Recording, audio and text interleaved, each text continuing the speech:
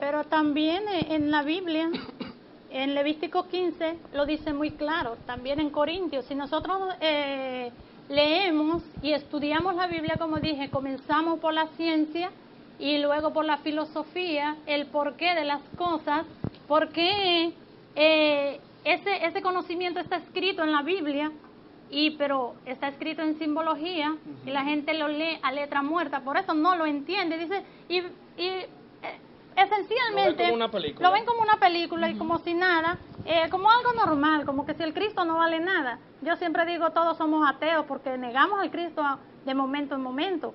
Dice la Biblia sagrada, las escrituras sagradas, nosotros debemos estudiarlas muy atentamente, con la conciencia aquí y ahora.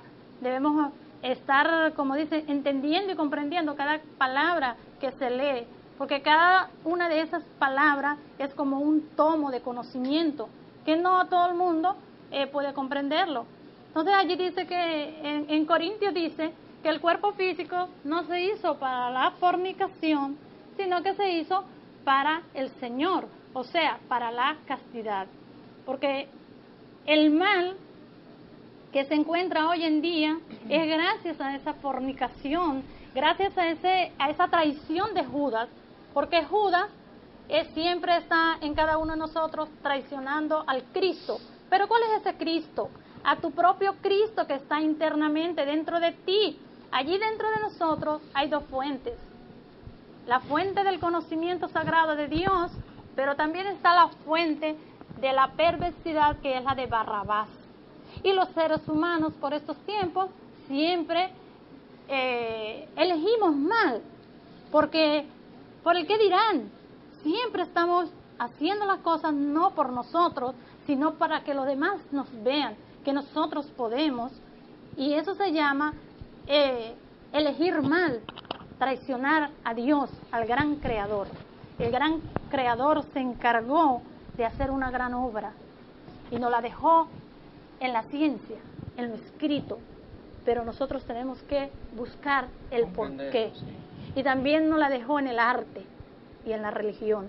Pero nosotros no queremos salir, tenemos carencia de conciencia, carencia del conocimiento de Dios, y creo que debemos hacer un stop bien profundo. Sí. Sí, el problema, lo que pasa es, señores, que todo lo que está en la Biblia es simbología. Y lamentándolo mucho, como en la película de El Código Da Vinci, tremenda película esa, ahí están muchos símbolos en los cuales a las personas le da miedo. Yo no sé por qué a la persona le da miedo, no saben lo que significa la cruz ni siquiera, se la hacen mal, se la hacen hasta corta. Y no es corta que se hace, la cruz se hace hasta abajo, hasta el centro sexual. Ni siquiera eso saben hacer. No saben lo que significa un escudo. O sea, le tienen miedo a lo desconocido. Perdón, Juan, pero allí está la cruz que se puede Vivenciar. enfocar allí. Exacto. ¿Cómo realmente es que se hace esa cruz? O sea, cuando muchas personas hacen la cruz al revés, Corta, la hacen sí. muchas personas, así es correcto, ¿ves? Lo más largo está hacia abajo y lo más Exacto. corto está hacia arriba. Hacia arriba. Tú ves, ahí están las dos líneas, que es el camino del mundo y el camino de Dios. Nosotros Hacia siempre arriba. escogemos mal, lamentándolo mucho. ¿Algunas citas bíblicas tenemos?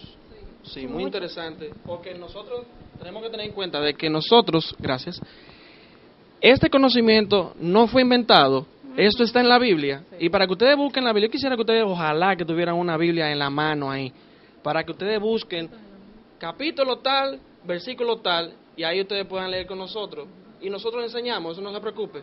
En las iglesias, en los sacerdotes, los padres, los diáconos, lamentándolo mucho, a su feligresía no le enseña, no le muestra lo que significa en realidad cada versículo, lo obvian. Vamos a ver algunos versículos para que ustedes se den cuenta. Les traje un capítulo de la Biblia que está muy relacionado con este tema. Primero de Juan, capítulo 2, versículos 16 y 17. Porque todo lo que hay en el mundo, los deseos de la carne, los deseos de los ojos y la vanagloria de la vida no proviene del Padre, sino del mundo. Y el mundo pasa, y sus deseos, pero el que hace la voluntad de Dios permanece para siempre. Si en verdad nosotros queremos hacer la voluntad de nuestro Padre, debemos morir para el mundo. Muy bien. Pero, ¿qué frase es esa? Sí, escuchemos con atención y que debemos de saber la crucifixión del Cristo. Cuando leemos como debe de ser, a letra viva, contrario a lo que sería la letra muerta, ¿verdad? Entonces, en esos 4 evangelios, en Lucas, Juan, Mateo y Marcos, se encuentra perfectamente desglosado lo que sería esa crucifixión del Cristo. Y cuando la leemos como debería de ser, entendiendo y comprendiendo lo que nos está dando esa enseñanza, entonces la vamos a relacionar con nosotros mismos, porque ese drama cósmico debe de hacerse internamente. Ahora, mi compañera también, Ramona Molina, quiere aportar un pequeño esbozo sobre lo que estamos hablando. Fuera de esa parte que estaban hablando sobre los pecados de la cruz, quería preguntarle al hermano Juan Erasmo, una pregunta que me hicieron a mí, un hermano, es cristiano, pero no pertenece a la gnosis. La pregunta que me hizo, que qué relación tenía la fornicación con el adulterio. Entonces yo quería que el señor Juan Erasmo le explique a ese hermano para que tenga claro que son 2 cosas muy distintas. Muy bien. El adulterio es diferente a lo que es el 6º mandamiento, que es no fornicar. Muchas personas tienden a caer en ese error, en que son iguales. Dicen que el adulterio es, está bien, el adulterio, es usted desear la mujer ajena. Eso es adulterar, pero no solamente físicamente, sino mentalmente. Si yo ya deseé la mujer de mi amigo, de mi primo, de quien sea, estando esa mujer casada legítimamente, o aún no casada, señores, uno no debe desear la mujer, uno debe de verla como un bebé, como un niño. Entonces, lamentándolo mucho del adulterio, lo confunde mucho con la fornicación, que dice que la fornicación también es, supuestamente dicen, el diccionario de la RAE, de la Real Academia, que es lamentable, señores, que nosotros tenemos un diccionario tan pobre, etimológicamente hablando, que no busca sus raíces en lo que en realidad es su significado. Fornicar es el derrame de semen, así como ustedes lo escuchan, crudamente. Y no es, como dicen, que es tener relaciones fuera del matrimonio O antes de casarse. Señores, entonces, si nosotros viviéramos en una isla, vamos a suponer 2 personas vivir en una isla, si no hay sacerdote en esa isla, entonces esas 2 personas van a fornicar, porque no hay un sacerdote que lo case. Escuchen, o Adán y Eva entonces fornicaron de esa manera porque no tuvieron relaciones, ellos estaban casados, ¿quién lo casó? Entonces son preguntas que son ilógicas, en el sentido de usted buscar una respuesta así, muerta, y no es así. El adulterio es muy diferente a la fornicación, aunque son primas hermanas, porque que adultera también fornica. Es cuanto. Bien, entonces vamos a continuar ya con quien sería nuestro segundo traidor. Vamos a hablar entonces de Caifás, este personaje que también jugó un drama cósmico, y lo va a desglosar entonces mi compañero Kelvin Disla. Muy bien. Debemos analizar con mucha paciencia, detenidamente, la crucifixión del Señor. Existe una trilogía que ya se ha mencionado, que es Pilatos, Judas y Caifás.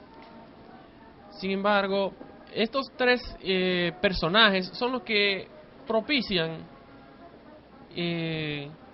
juzgan y ejecutan la crucifixión del Señor.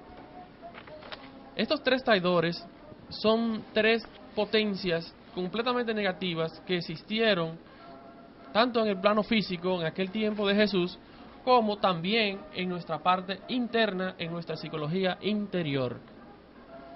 Debemos analizar que debemos enfocarnos con mucho ahínco y mucha fuerza en esa trilogía interna que es nuestra psicología, que es allá donde ellos están y que siempre están crucificando al Señor.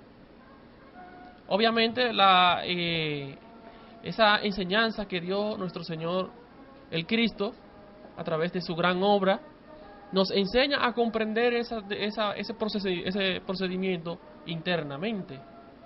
Si analizamos, Caifás era un sumo sacerdote en el tiempo de la crucifixión del Señor. Este señor obviamente representa en nuestra psicología a la mala voluntad. Sin voluntad no se puede hacer prácticamente nada. Cuando se habla de espiritualidad, cuando se habla de un cambio interior, de un análisis conscientivo, uno debe de sacrificar a todas esas gamas de deseos, anhelos, prejuicios que cada persona lleva dentro. Y Caifás es precisamente ese demonio que representa a la mala voluntad, crucificando al Señor. Entonces, ¿qué fue lo que realizó él en ese momento histórico? Para allá vamos ahora. Si vemos que Caifás era en aquel tiempo el sumo sacerdote. Caifás tenía, como ya se había dicho, relaciones políticas y también era el sumo sacerdote de aquel tiempo.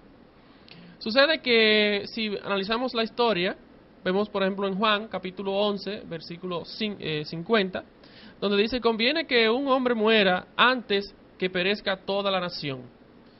Obviamente este señor dijo eso para protegerse a sí mismo, porque él sabía que Jesús representaba la verdad, la justicia, la equidad. Y como este señor, sumo sacerdote, representa a ese individuo que traiciona incesantemente al Señor, que fornica, que adultera, que vende los sacramentos del Señor, entonces no le convenía que Jesús continuara su gran obra, porque obviamente el motivo en la historia era porque si Jesús continuaba haciendo revoluciones psicológicas, revoluciones sociales en aquel tiempo, entonces los romanos vendrían y destruirían todo esto, porque ya se estaba saliendo del control. Sabemos que Pilato representa a esa potencia social, política, un orden, un sometimiento. Entonces, este Caifás va al pueblo y lo revoluciona en contra del Cristo para que sea crucificado. Vemos también en Marcos 14, en el 63, el capítulo 14, versículo 63, donde dice que en el momento de juzgar al Señor, ellos le buscaban incesantemente testigos que hablaran en contra del Señor para poder crucificarlo. Y no conseguían, habían testigos que decían esto, pero no era válido.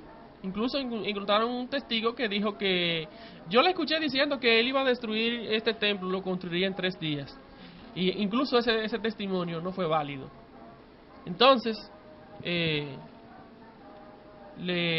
Caifás le pregunta al Señor que qué decía él para combatir esos testimonios que estaban en su contra. Mas Jesús guardó silencio. Pero hubo un momento en que Caifás le pregunta que quién es él, que de qué se trata. Y Jesús respondió, dice: yo soy, y veréis al Hijo, al hombre sentado a la derecha de la potencia de Dios, y viendo en las nubes del cielo, y viniendo en la nube del cielo. Entonces ese es el momento en el que Caifás rasga sus vestiduras y blasfema y dice, no necesitamos más testimonio. Este hombre se ha proclamado hijo del Señor y eso es una blasfemia. En ese momento empiezan a golpear al Señor, empiezan a escupirlo y a decirle blasfemo, y es entonces juzgado y encontrado, vamos a decir, culpable y por los sacerdotes de aquel tiempo.